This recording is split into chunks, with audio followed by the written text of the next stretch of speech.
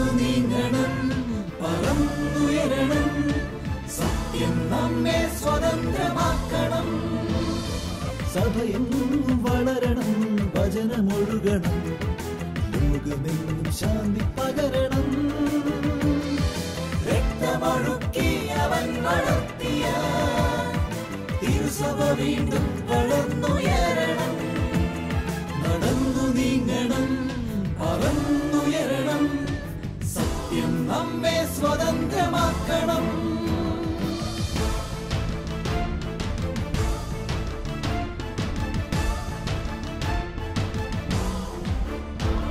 നടന്നു നീങ്ങണം, ഏറ്റെടുക്കണം നിറമണിഞ്ഞ ഈ കാലടിപ്പാടുകൾ.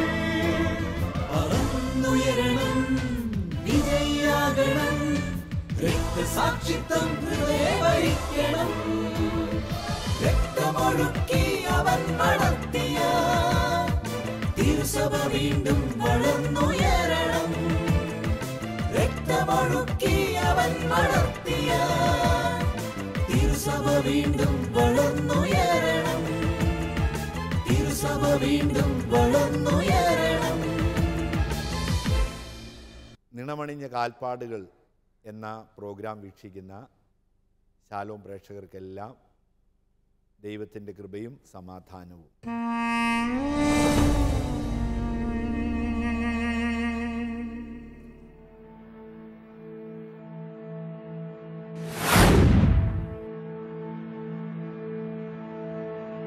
രക്തസാക്ഷികളുടെ ചുടുനിണമാണ് സഭയുടെ ശക്തി. ഫ്രാൻസിസ് മാർപ്പാപ്പ അടുത്ത കാലത്ത് പ്രസിദ്ധീകരിച്ച അപ്പസ്തോലിക പ്രബോധനം വിശുദ്ധരെ സംബന്ധിച്ചുള്ളതാണ്. ആനന്ദിച്ചാഹ്ലാദിക്കുക, ഗൗദേത്തെ എത്ത് എക്സുൾത്താത്തെ, ആനന്ദിച്ചാഹ്ലാദിക്കുക. ഈ അപ്പസ്തോലിക പ്രബോധനത്തിൽ മാർപ്പാപ്പ പറയുന്നു, വിശുദ്ധരാണ് ഏറെ പ്രത്യേകിച്ച് രക്തസാക്ഷികൾ സഭയുടെ ഏറ്റവും ആകർഷകമായ മുഖം. സഭയുടെ ഏറ്റവും ആകർഷകമായ മുഖം വിശുദ്ധര്, ഏറെ പ്രത്യേകിച്ച് രക്തസാക്ഷികൾ. സഭയുടെ സമാനതകളില്ലാത്ത വിശുദ്ധി മറ്റുള്ളവർക്ക് പങ്കുവെക്കുന്ന, അവിടത്തേക്ക് വേണ്ടി ജീവൻ സമർപ്പിച്ച വലിയ വ്യക്തികൾ രക്തസാക്ഷികൾ. ഇവരുടെ രക്തസാക്ഷിത്വമാണ് എന്നും സഭയ്ക്ക് കരുത്ത് നൽകിയിട്ടുള്ളത്. ഈ വിശുദ്ധരെ സാക്ഷി നിർത്തി, വിശുദ്ധരുടെ സാക്ഷ്യം, രക്തസാക്ഷികളുടെ വീരോചിതമായ ജീവിതം ആയിരക്കണക്കിന് വിജാതീയർക്ക് സഭയിലേക്ക് കടന്നു വരുവാനുള്ള പാതയൊരുക്കിയെന്ന് നമ്മെ വിസ്മയിപ്പിക്കണം. രക്തസാക്ഷികൾ ആദിമസഭയിലാണ് ഉണ്ടായിരുന്നതെന്ന് ഒരുപക്ഷെ നാം ചിന്തിച്ചേക്കാം. എന്നാൽ ഈ കാലഘട്ടം രക്തസാക്ഷിത്വത്തിൻ്റേതാണ്. മറ്റ് ഒരു കാലഘട്ടത്തിലും ഇല്ലാതിരുന്നതുപോലെ ക്രൈസ്തവ സഭ പീഡിപ്പിക്കപ്പെടുന്നുണ്ട്.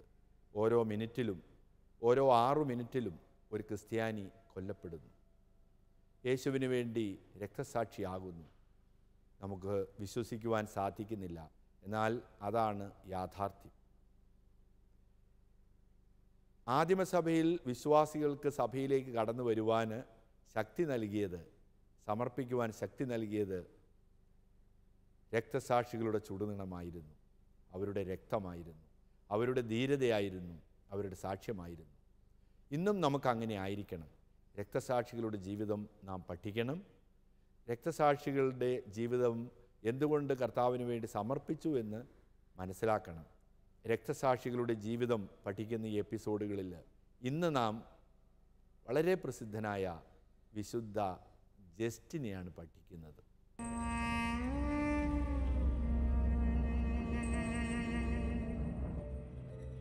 അപൂർണവും നിരർത്ഥകവുമായ ഭൗതിക ജ്ഞാനത്തിൽ നിന്നും ദൈവവചനത്തിൻ്റെ ശക്തിയാൽ ആത്മീയ തേജസ്സിലേക്ക് നടന്നുകയറിയ പ്രമുഖ തത്വജ്ഞാനിയും വിശ്വാസ സമർത്ഥകനുമാണ് വിശുദ്ധ ജസ്റ്റിൻ. ബാല്യം മുതൽക്കേ വിശുദ്ധൻ തൻ്റെ ബുദ്ധിവൈഭവം ശാസ്ത്രങ്ങളിലും തത്വജ്ഞാനത്തിലും പ്രകടമാക്കിയിരുന്നു. വിവേകിയും വിജ്ഞാനിയുമായ വിശുദ്ധൻ തത്വശാസ്ത്രങ്ങളുടെ പിൻബലത്തോടെ ദൈവശാസ്ത്രം വിശദീകരിച്ചപ്പോൾ വിശ്വാസത്തിന് പുതിയ ദിശാബോധം കൈവന്നു.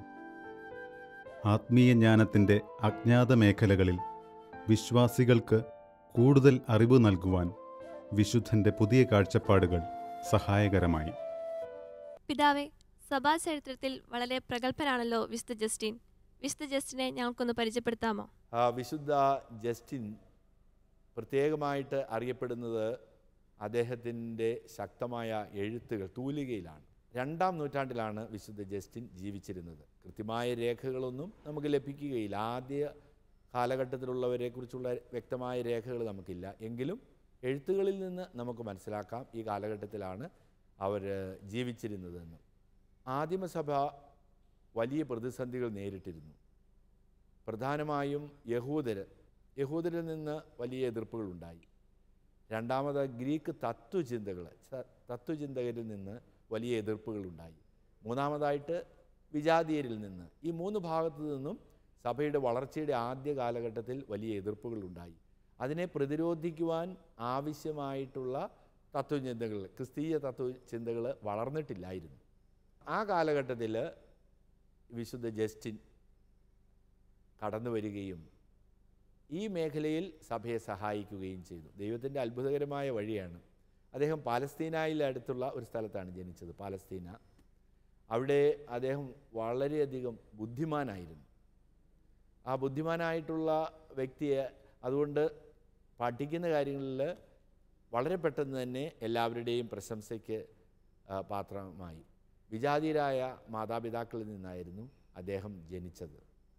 പക്ഷെ അദ്ദേഹത്തിൻ്റെ ആദ്യ കാലഘട്ടങ്ങളിൽ അദ്ദേഹം വിവിധ ഭാഷകളിൽ പരിശീലനം നേടി. അദ്ദേഹത്തിൻ്റെ മാതൃഭാഷയ്ക്ക് പുറമെ മറ്റു ഭാഷകളിൽ പരിശീലനം നേടി. വളരെ ചെറുപ്പം മുതൽ തന്നെ ഒരു സത്യ അന്വേഷിയായിരുന്നു. എന്താണ് സത്യം, അത് അന്വേഷിക്കുവാനുള്ള ത്വര അദ്ദേഹത്തിൽ എപ്പോഴും ഉണ്ടായിരുന്നു.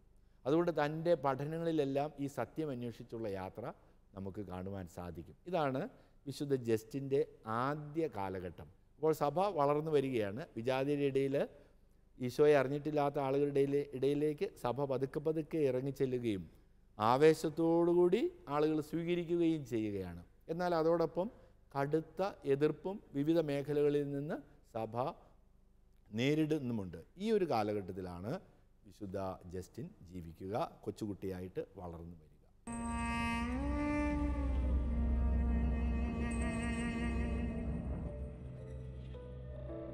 വിജാതീയ മാതാപിതാക്കളിൽ ജനിച്ച സത്യാന്വേഷിയായ വിശുദ്ധ ജസ്റ്റിൻ ആരംഭഘട്ടത്തിൽ പല തത്വശാസ്ത്രങ്ങളിലും ആകൃഷ്ടനാവുകയും ദൈവത്തെ കണ്ടെത്താൻ ശ്രമിച്ച് പരാജയപ്പെടുകയും ചെയ്തിരുന്നു.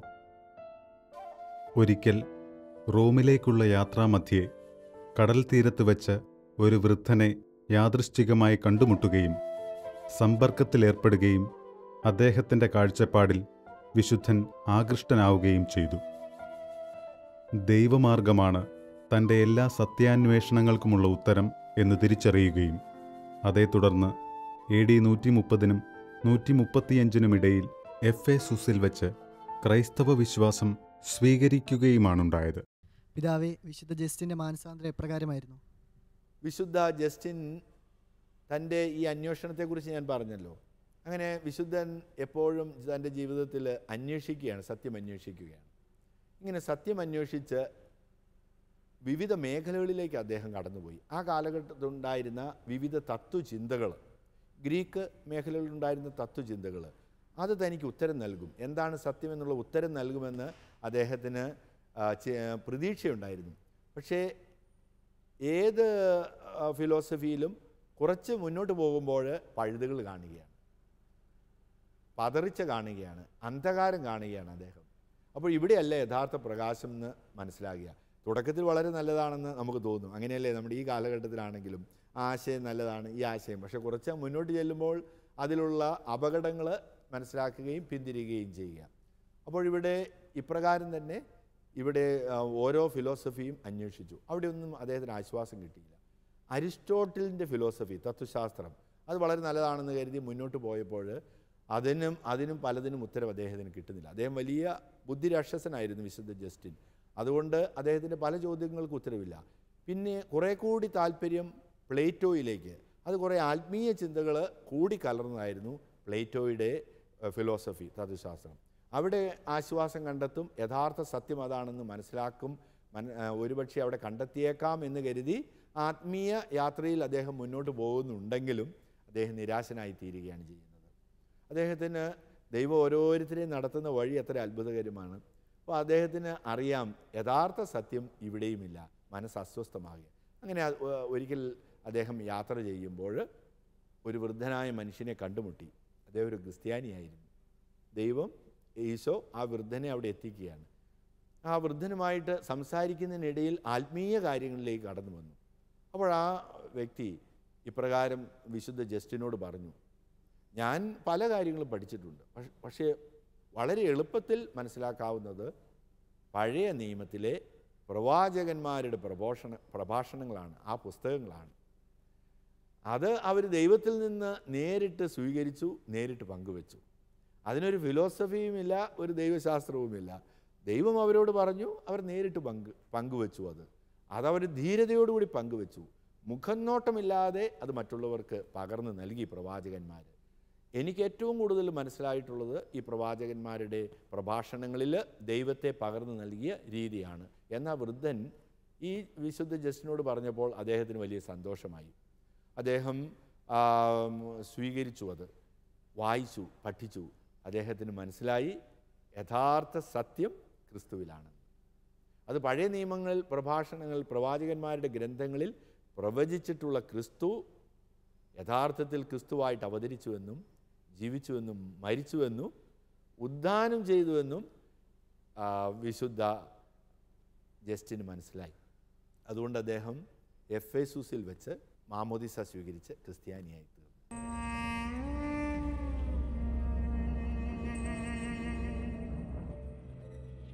ക്രൈസ്തവ പീഡനം കൊടുമ്പിരി കൊണ്ടിരുന്ന സമയത്തായിരുന്നു വിശുദ്ധ ജസ്റ്റിൻ റോമിൽ എത്തിച്ചേരുന്നത്. റോമൻ ചക്രവർത്തി അന്റോണിനസ് പയസിൻ്റെ കാലത്ത് ക്രൂരമായ പീഡനങ്ങൾക്ക് ക്രൈസ്തവർ ഇരയായി. ക്രിസ്തുവിൽ വിശ്വസിക്കുന്നു എന്ന ഒറ്റക്കാരണത്താൽ രാജ്യദ്രോഹക്കുറ്റം ചുമത്തി വിശ്വാസികളെ കൊലക്കളത്തിൽ അണിനിരത്തുമ്പോഴും അവർ ആത്മധൈര്യം ചോരാതെ ക്രിസ്തുവിനെ പ്രകീർത്തിച്ച് മരണത്തിന് കീഴടങ്ങുന്നത് കണ്ടുനിന്ന വിശുദ്ധൻ അത്ഭുതസ്തബ്ധനാവുകയും തൻ്റെ വിശ്വാസസബരിയിൽ തീവ്ര അഭിനിവേശത്തിന് പാത്രമാവുകയും ചെയ്തു. മരണത്തിൻ്റെ മുൻപിൽ പോലും നിർഭയരായി നിൽക്കുന്ന വിശ്വാസികൾ ദുഷ്ടരോ സുഖഭോഗികളോ അല്ലെന്ന് ബോധ്യപ്പെടുകയും ഇതാണ് യഥാർത്ഥ തത്വശാസ്ത്രമെന്ന് അദ്ദേഹം ഉദ്ഘോഷിക്കുകയും ചെയ്തു. പിതാവേ, വിശുദ്ധ ജസ്റ്റിന്റെ പ്രേക്ഷിത പ്രവർത്തനങ്ങൾ എന്തൊക്കെയായിരുന്നു? വിശുദ്ധൻ തൻ്റെ പ്രേക്ഷിത പ്രവർത്തനങ്ങൾ ഇതിനു ശേഷം ശക്തിപ്പെടുത്തി. സഭയിൽ കൂടുതൽ വൈദികരും മെത്രാന്മാരുമായിട്ട് അടുത്ത് ഇടപഴകി. അദ്ദേഹത്തിന് മനസ്സിലായി റോമിലാണ് തനിക്ക് കൂടുതൽ പ്രവർത്തിക്കുവാൻ സാധ്യതകളുള്ളതെന്ന്. അങ്ങനെ, കാരണം റോം കേന്ദ്രമായിരുന്നല്ലോ. പാലസ്തീന പ്രദേശങ്ങളെല്ലാം റോമൻ സാമ്രാജ്യത്തിൽ പെടുന്നതായിരുന്നു. അപ്പോൾ റോമിൽ കൂടുതൽ സാധ്യതകളുണ്ടെന്ന് മനസ്സിലാക്കി പ്രവർത്തനത്തിന് തന്നെ കർത്താവ് അവിടെ വിളിക്കുന്നുവെന്ന് മനസ്സിലാക്കിക്കൊണ്ട് റോമിലേക്ക് അദ്ദേഹം കടന്നു ചെന്നു. റോമിൽ കടന്നു ചെല്ലുമ്പോൾ അദ്ദേഹം അത്ഭുതപ്പെട്ടു. വിശ്വാസികളുടെ ധീരത അവിടെയാണ് വിശുദ്ധ ജസ്റ്റിന് മനസ്സിലാകുക. അദ്ദേഹത്തിന് വലിയ ശക്തി പകർന്നു. വഴിയോരങ്ങളിൽ പന്തങ്ങളായി കത്തി നിൽക്കുകയാണ് വിശ്വാസികൾ. മതമർദ്ദനത്തിൽ അവർ എണ്ണയൊഴിക്കപ്പെട്ട് അവർ കത്തുമ്പോഴും അവർ ദൈവത്തെ സ്തുതിക്കുകയാണ്, ആഹ്ലാദിച്ചുകൊണ്ട് ദൈവത്തെ സ്തുതിക്കുകയാണ്. ആംഫി തിയേറ്ററിൽ മൃഗങ്ങൾക്കിരയായി എറിഞ്ഞു കൊടുക്കപ്പെട്ടു. അവിടെയും മൃഗങ്ങൾക്ക് മുമ്പിലേക്ക് നടന്നു നീങ്ങുമ്പോൾ ഹല്ലേലൂയ ഹല്ലേലൂയ എന്ന് പാടിക്കൊണ്ടാണ് അവർ സന്തോഷത്തെ ആഹ്ലാദിച്ചുകൊണ്ട് ഇങ്ങനൊരു അവസരം ഞങ്ങൾക്ക് തന്ന ദൈവത്തെ സ്തുതിക്കുന്ന ആളുകളെയാണ് കണ്ടത്. അതുവരെ താൻ ക്രിസ്ത്യാനികളെക്കുറിച്ച് മനസ്സിലാക്കിയിരുന്നത് മറ്റൊന്നായിരുന്നു. വ്യത്യസ്തമായൊരു മുഖം, അത് അദ്ദേഹത്തിന് വലിയ ആവേശം നൽകി. അത് അദ്ദേഹത്തിന് തനിക്ക് കൂടുതൽ ശക്തി നൽകി. താൻ കണ്ടുമുട്ടിയവരോട് ക്രിസ്തുവിനെ പ്രസംഗിച്ചു. അദ്ദേഹം പ്രസംഗിച്ചത് വ്യത്യസ്തമായ രീതിയിലായിരുന്നു. അദ്ദേഹത്തിന് ഗ്രീക്ക് ഫിലോസഫിയിൽ അവഗാഹമുണ്ടായിരുന്നെന്ന് ഞാൻ സൂചിപ്പിച്ചല്ലോ. അപ്പോൾ ആ ഗ്രീക്ക് ഫിലോസഫിയുടെ അടിസ്ഥാനത്തിൽ യേശുവിനെ പങ്കുവെച്ചു കൊടുത്തു. ഉദാഹരണം, ഗ്രീക്ക് ഫിലോസഫിയിൽ അന്ധകാരവും പ്രകാശവുമുണ്ട്. അന്ധകാരവും പ്രകാശവും, അപ്പോൾ രാത്രിയും പകലും, അങ്ങനെ അവർ തത്വചിന്തകളെ അവതരിപ്പിക്കുന്നുണ്ട്. ആ ഒരാശയം ക്രിസ്തുവിലേക്ക് കൊണ്ടുവന്നു. ക്രിസ്തു കടന്നു വരുന്നവരെ അന്ധകാരമായിരുന്നു, ക്രിസ്തു വന്നപ്പോൾ പ്രകാശമായി. അപ്പോൾ അത് അപ്ലൈ ചെയ്തത് എങ്ങനെയാണെന്ന് മനസ്സിലായല്ലോ. അപ്പോൾ ഗ്രീക്ക് ഫിലോസഫിയാണ്. ഗ്രീക്ക് ഫിലോസഫി വായിക്കുന്നവർക്ക് വളരെ എളുപ്പത്തിൽ അത് മനസ്സിലാകും, എന്താണ് അന്ധകാരം, എന്താണ് പ്രകാശം. ഇതെങ്ങനെയാണ് ഫിലോസഫിക്കലായിട്ട് താത്വികമായിട്ട് എങ്ങനെയാണ് വളർന്നു വന്നിട്ടുള്ളത്, വിശകലനം ചെയ്തിട്ടുള്ളതെന്ന് മനസ്സിലാക്കുവാൻ കഴിയും. അപ്പോൾ അത് പറഞ്ഞപ്പോൾ അവർക്ക് പെട്ടെന്ന് മനസ്സിലാകുകയാണ് ചെയ്തത്. ഇങ്ങനെ യേശുവിൻ്റെ ജീവിതത്തിലെ ഓരോ സംഭവങ്ങളും എടുത്ത് അത് ഫിലോസഫിയുടെ ഗ്രീക്ക് തത്വശാസ്ത്രത്തിൻ്റെ അടിസ്ഥാനത്തിൽ അദ്ദേഹം വിശദീകരിച്ച് കൊടുത്തപ്പോൾ ആളുകൾക്ക് വളരെയധികം ആവേശം തോന്നി, അതിൽ സത്യം കണ്ടെത്തുവാൻ സാധിച്ചു. അങ്ങനെ തൻ്റെ പഠനങ്ങൾ മറ്റുള്ളവർക്ക് വേണ്ടി പങ്കുവെക്കുവാൻ അദ്ദേഹത്തിന് സാധിച്ചു. പ്രത്യേകിച്ച് റോമായിരുന്നല്ലോ കേന്ദ്രം. അവിടെ പത്രോസ് ലീഹായും പൗലോസ് ലീഹായും ഒക്കെ രക്തസാക്ഷികളായി തീർന്ന ധീരരുടെ വലിയ പറുദീസ തന്നെയായിരുന്നു റോം. അതുകൊണ്ട് അദ്ദേഹം ആ വലിയ ആവേശം ഉൾക്കൊണ്ട് ധാരാളം ക്രൈസ്തവരവിടെ ഉണ്ടായിരുന്നു. അവർക്ക് വിശുദ്ധ ജസ്റ്റിൻ്റെ പഠനങ്ങൾ വലിയ ആവേശം നൽകി, വലിയ സന്തോഷം നൽകി. അതിൽ ബുദ്ധിമാന്മാരായിട്ടുള്ള ആളുകൾക്ക് അവരന്വേഷിക്കുന്ന ദൈവത്തെ അവരന്ന് വരെ കേട്ടിട്ടില്ലാത്ത ഒരു രീതിയിൽ അവതരിപ്പിക്കുവാൻ വിശുദ്ധ ജസ്റ്റിന് സാധിച്ചപ്പോൾ നൂറുകണക്കിന് ആളുകൾ വിശ്വാസത്തിലേക്ക് കടന്നു വന്നു. അവിടെ അദ്ദേഹം റോമിൽ ഒരു കോളേജ് സ്ഥാപിച്ചു. ഈ വിശ്വാസം പഠിപ്പിക്കുന്നതിന് വേണ്ടിയിട്ട്, ഈ ഏറ്റവും ശാസ്ത്രീയ തരത്തിൽ രീതിയിൽ പഠിപ്പിക്കുന്നതിന് വേണ്ടി കോളേജ് സ്ഥാപിക്കുവാൻ അദ്ദേഹത്തിന് സാധിച്ചു. ഇങ്ങനെ തൻ്റെ പ്രേക്ഷിത പ്രവർത്തനം ശക്തിപ്പെടുത്തുകയാണ് അദ്ദേഹം ചെയ്തത്.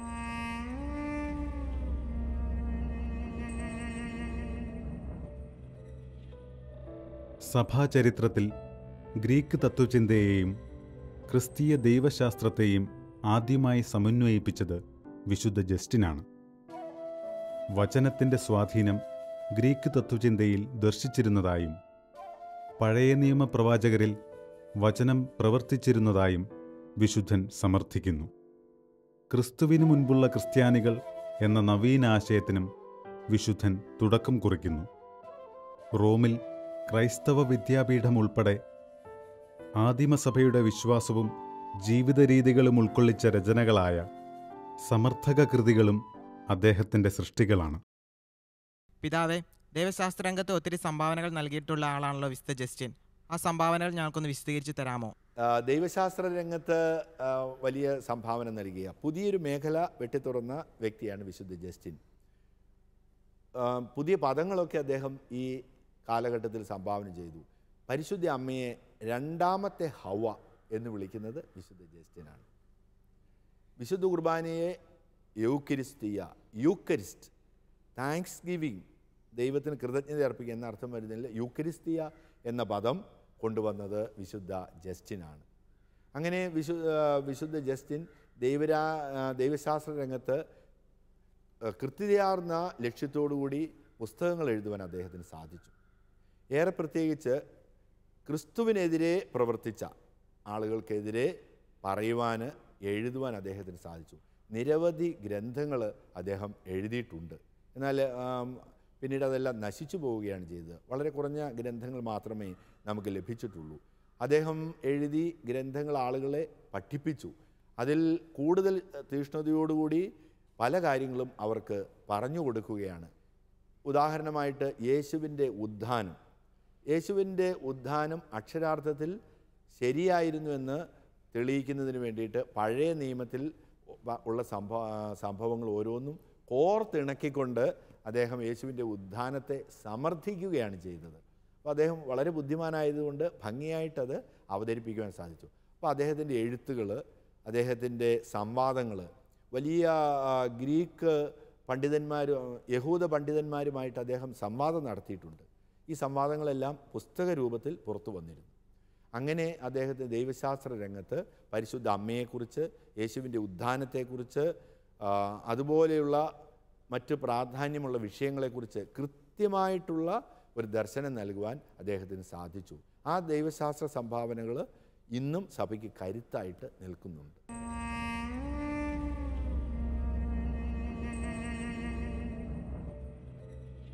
റോമൻ സാമ്രാജ്യത്തിലെ പുതിയ ചക്രവർത്തിമാരും മാറി വന്ന ഗവർണർമാരും ക്രൈസ്തവ പീഡനം തുടരുന്നതിൽ ആവേശം കണ്ടെത്തി. അക്കാലത്ത് വിശുദ്ധ ജസ്റ്റിനെയും അദ്ദേഹത്തിൻ്റെ 6 സുഹൃത്തുക്കളെയും വിചാരണയ്ക്ക് വിധേയമാക്കുകയും പടയാളികളുടെ ക്രൂരമർദ്ദനങ്ങൾക്ക് പാത്രമാവുകയും ചെയ്തു. ക്രൈസ്തവ വിശ്വാസം ത്യജിക്കാനും വിഗ്രഹങ്ങൾക്ക് ബലിയർപ്പിക്കാനും നിഷ്കർഷിച്ചുകൊണ്ട് വിശുദ്ധ ജസ്റ്റിനെയും മറ്റു വിശ്വാസികളെയും കൊടിയ മർദ്ദനങ്ങൾക്കിരകളാക്കി. ക്രിസ്തുവാണ് ഞങ്ങളുടെ പിതാവ്, അവനിലുള്ള വിശ്വാസമാണ് ഞങ്ങളുടെ മാതാവ്. ഞങ്ങൾ ക്രിസ്ത്യാനികളാണ്, ഞങ്ങൾ ഒരിക്കലും വിഗ്രഹങ്ങൾക്ക് ബലിയർപ്പിക്കില്ല എന്നുറക്കെ പ്രഖ്യാപിച്ചുകൊണ്ട് റോമിലെ പ്രിഫെക്റ്റായിരുന്ന റുസ്തിക്കോസിൻ്റെ വാളിന് വിശുദ്ധൻ ഇരയാവുകയുമായിരുന്നു. പിതാവേ, വിശുദ്ധ ജസ്റ്റിൻ്റെ രക്തസാക്ഷിത്വം എപ്രകാരമായിരുന്നു? വിശുദ്ധ ജസ്റ്റിൻ, ഞാൻ സൂചിപ്പിച്ചല്ലോ, അദ്ദേഹം ഒരു കോളേജ് തന്നെ ആരംഭിച്ചു. അങ്ങനെ ബുദ്ധിമാനായതുകൊണ്ട് അദ്ദേഹത്തിൻ്റെ തീക്ഷ്ണത കണ്ടതുകൊണ്ട് ധാരാളം അനുയായികൾ അദ്ദേഹത്തിനുണ്ടായി ഈ കാലഘട്ടത്തിൽ. എന്നാൽ വിശുദ്ധ ജസ്റ്റിൻ സംവാദത്തിലും എല്ലാം തോൽപ്പിക്കുന്നു എന്ന് മനസ്സിലാക്കിയപ്പോൾ വിശുദ്ധ ജസ്റ്റിൻ്റെ പ്രവർത്തനങ്ങളെ ഇല്ലാതാക്കുന്നതിന് വേണ്ടി മാക്സിമസ് ചക്രവർത്തിയുടെ കാലഘട്ടത്തിൽ റോമൻ ഗവർണർ അദ്ദേഹത്തെ വാളിനിരയാക്കി. അദ്ദേഹത്തെ തടവിലാക്കുമ്പോൾ അദ്ദേഹം ധീരതയോടുകൂടി പറയുകയാണ്, ഞാൻ അവിടത്തേക്ക് വേണ്ടി രക്തസാക്ഷിയാകുകയാണ്. സഭയ്ക്ക് ഒരു പിതാവുണ്ട്, അത് ക്രിസ്തുവാണ്. ഒരു മാതാവുണ്ട്, അത് ഞങ്ങളുടെ വിശ്വാസമാണ്. ഇത്ര ഭംഗിയായിട്ടാണ് വിശുദ്ധ ജസ്റ്റിൻ പറയുക. അങ്ങേക്ക് വലിയ ബുദ്ധിമാനാണല്ലോ, ഇനി സ്ഥാനമാനങ്ങൾ ഞങ്ങൾ നൽകാം എന്ന് പറഞ്ഞപ്പോൾ എനിക്കതിൻ്റെ ആവശ്യമില്ല. എൻ്റെ പിതാവ് ക്രിസ്തുവാണ്, എൻ്റെ മാതാവ് വിശ്വാസമാണ്. അതിനുവേണ്ടി ജീവിക്കും. ഈ ഒരു ദിവസത്തിന് വേണ്ടി ഞാൻ കാത്തിരിക്കുകയായിരുന്നു. ധീരതയോടുകൂടി ആ ഗവർണറോട്, പ്രീഫെക്റ്റിനോട്, റോമൻ പ്രീഫെക്റ്റിനോട് ധീരതയോടുകൂടി പറയുവാൻ വിശുദ്ധ ജസ്റ്റിന് സാധിച്ചു എന്ന് നമുക്ക് ആ ജീവിതത്തിൽ നിന്നും പഠിക്കുവാൻ സാധിക്കും. ഒരുപക്ഷെ നിങ്ങൾക്ക് എന്നെ കൊല്ലുവാൻ സാധിക്കും, എന്നാൽ ഞാൻ പകർന്നു നൽകിയ വിശ്വാസത്തെ ഇല്ലാതാക്കുവാൻ നിങ്ങൾക്കൊരിക്കലും സാധിക്കുകയില്ല. ആരെങ്കിലും പ്ലേറ്റോയുടെ തത്വശാസ്ത്രം പഠിച്ചതിന് ശേഷം അതിനുവേണ്ടി മരിക്കാൻ തയ്യാറാകുമോ? അദ്ദേഹം ചോദിക്കുകയാണ്. വളരെ നല്ലൊരു ചോദ്യമല്ലേ? ആരെങ്കിലും അരിസ്റ്റോട്ടിലിനെ പഠിച്ചതിന് ശേഷം ഒരു പ്രതിസന്ധി വരുമ്പോൾ അരിസ്റ്റോട്ടിലിന് വേണ്ടി ജീവൻ ത്യജിക്കാൻ തയ്യാറാകുമോ? ഇല്ലല്ലോ. എന്നാൽ അങ്ങനെയുള്ള ഒരു പഠനമല്ല. യഥാർത്ഥ ക്രിസ്തു, അവിടുന്ന് യഥാർത്ഥ ദൈവത്തിൻ്റെ രൂപമാണ്. ആ ക്രിസ്തുവിന് വേണ്ടി ഞാൻ മരിക്കും, എൻ്റെ രക്തം ഞാൻ ചിന്തും. എനിക്ക് മടിയില്ല, എന്നെ ആർക്കും പിന്തിരിപ്പിക്കുവാനും സാധിക്കുകയില്ല. ധീരതയോടുകൂടി അദ്ദേഹം രക്തസാക്ഷിയായി തീരുകയാണ്, വാളിനിരയാകുകയാണ് ആ കാലഘട്ടത്തിൽ. അങ്ങനെ അദ്ദേഹം രക്തസാക്ഷിയായി. അദ്ദേഹത്തെ പ്രവർത്തകർ സംസ്കരിച്ചു, വളരെ ബഹുമാനത്തോടുകൂടി സംസ്കരിക്കുകയാണ് ഉണ്ടായത്.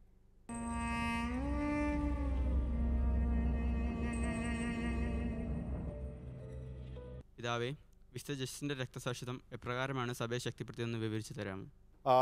വിശുദ്ധൻ ജീവിച്ചിരുന്നതിനേക്കാൾ കരുത്താണ് അവിടുത്തെ രക്തസാക്ഷിത്വം നൽകുവാൻ സാധിച്ചത് എന്ന് ഓരോ രക്തസാക്ഷിത്വവും നമ്മെ അത്ഭുതപ്പെടുത്തണം. രക്തസാക്ഷികൾ നമുക്ക് ശക്തി നൽകുന്നത് അവരുടെ രക്തം ചിന്തലിലാണ്. വിശുദ്ധ ജസ്റ്റിൻ ജീവിച്ചിരിക്കുമ്പോൾ ധാരാളം ആളുകളെ തൻ്റെ ദൈവശാസ്ത്രം പഠിപ്പിക്കുകയും ധീരതയോടുകൂടി സഭയിലേക്ക് കടന്നു വരുവാൻ ആകർഷിക്കുകയും ചെയ്തു. എന്നാൽ അദ്ദേഹം മരിച്ചു കഴിഞ്ഞപ്പോൾ, അദ്ദേഹം രക്തം ചിന്തപ്പെട്ടു എന്ന് കരുതിയപ്പോൾ അദ്ദേഹത്തെ എതിർത്തിരുന്നവർ പോലും സഭയിലേക്ക് കടന്നു, വിശ്വാസം സ്വീകരിച്ചു. അപ്പോൾ അദ്ദേഹത്തിൻ്റെ ജീവചരിത്രത്തിൽ പറയുന്നുണ്ട്, ജീവിച്ചിരുന്നപ്പോൾ മാനസാന്തരപ്പെടുത്തിയ ആളുകളെക്കാൾ അദ്ദേഹത്തിൻ്റെ മരണം ആകർഷിക്കപ്പെട്ടു എന്ന്.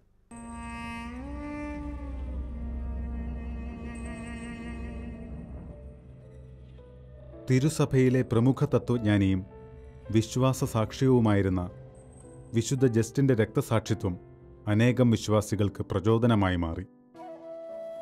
പീഡനങ്ങളും രക്തസാക്ഷിത്വവും തിരുസഭയെ ഉന്മൂലനം ചെയ്യുകയല്ല, മറിച്ച് വിശ്വാസികളെ വിശ്വാസത്തിൽ ശക്തിപ്പെടുത്തുകയാണെന്ന് വിശുദ്ധൻ തിരിച്ചറിഞ്ഞിരുന്നു.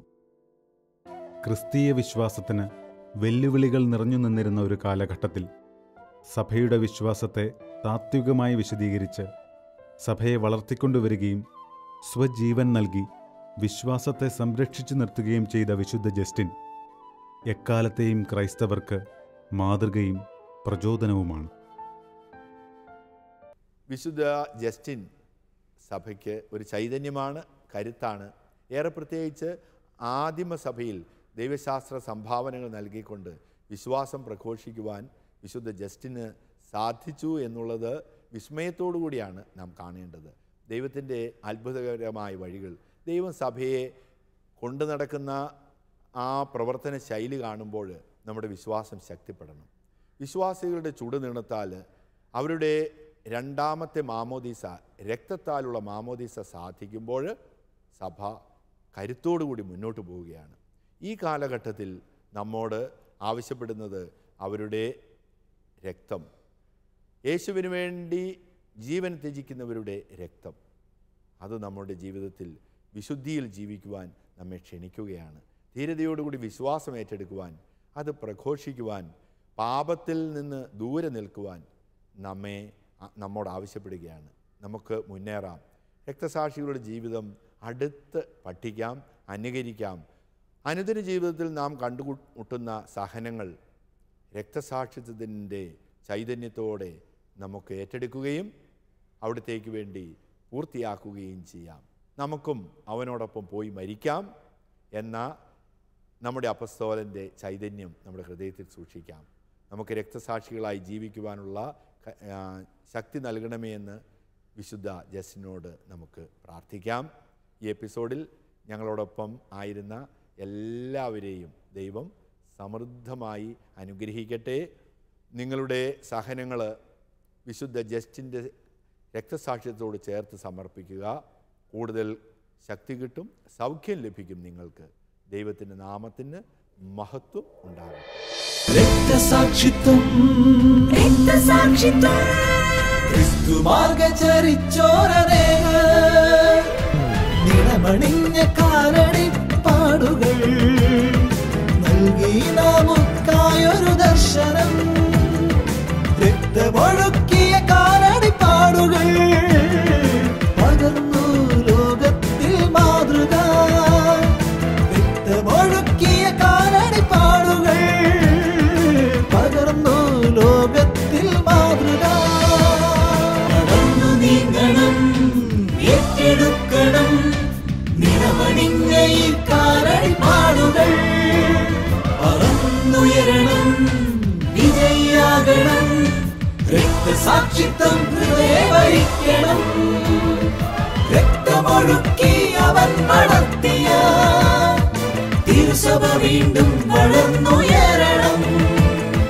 തിരുസഭ വീണ്ടും വളർന്നുയരണം.